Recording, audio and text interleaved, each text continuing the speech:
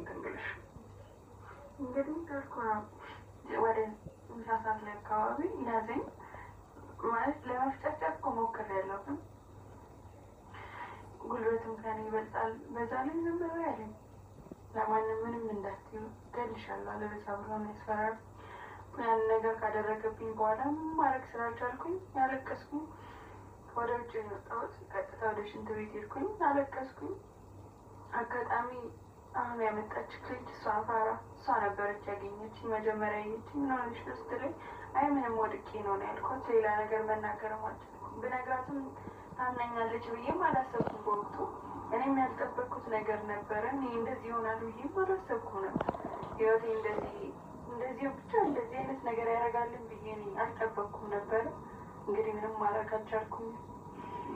እንደው ከዛ በኋላ ይሄ ነገር እንደደረሰብሽ ወደ ህግ አካላት ለምን አልሄድሽም? ለምን የሚደረገውን ነገር አላደረግሽም? ቆይቻለሁ ማለት የችላ ባይነትም ሳይሆን እንዳልኩ ህይወቴን ማጣት አልፈልግም። ማስፈራራትም ነበረው።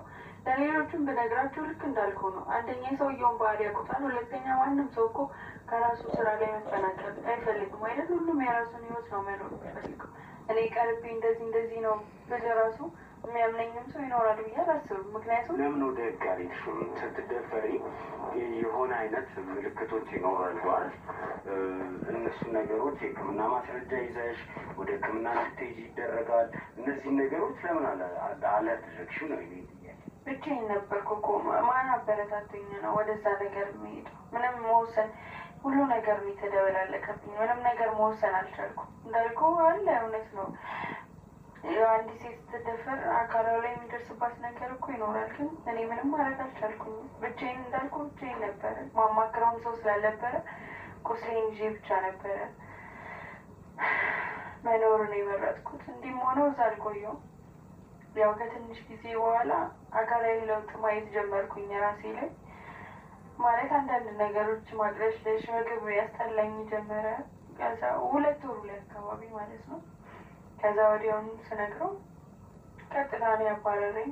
ከዚህ በኋላ አጠገቤ እንዳትደርሺ፣ በህይወትሽ ፍረጂ። ይህንን ነገር ለማንም ሰው የምትናገሪ ከሆነ ራስሽን ነው የምታጭው። በቃ እንደ ቤተሰቦችሽ አንቺም እንደተቀበርሽ ቁጠሪ ብሎ ነው ያስፈራራኝ። መልቀቂያ ጻፈልኝ በስርዓት ውጪ። እኔ እንዳባረርኩሽም ሳይሆን በቃ በስነ ስርዓት ለቅቄ ያለው ስራውን ብለሽ ውጪ ያለኝ። ለህይወቴ ስለሰጋው አንድ ነፍስም ይዤ ስለነበረ ብዬ እሺ ብዬ ወረቀትን ፈርሜ ወጣሁኝ ማለት ነው። ሴት ልጅ ማርገዟን ስታውቅ የተለያዩ ውሳኔ